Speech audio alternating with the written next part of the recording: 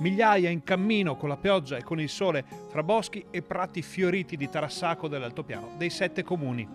È la grande erogazione di Asiago che da secoli porta ogni anno le genti altopianesi a rinsaldare il rapporto con la divinità e con la comunità nel nome di una scampata pestilenza del XVII secolo.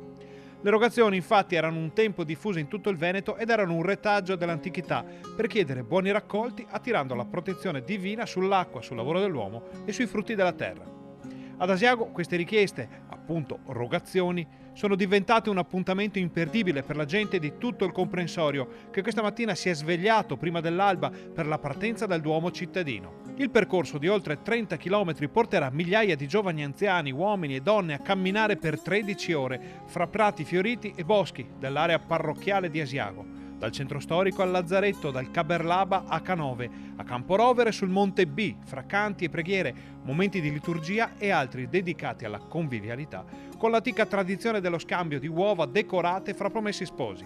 Fazzoletti rossi al collo, lo stendardo in prima fila, gambe buone e un senso incrollabile di comunità trasformano la grande erogazione in una parentesi fuori dal tempo che assorbe l'intera attività di Asiago e dintorni. Ma attenzione, non è una scampagnata, neppure un trekking o una passeggiata di salute.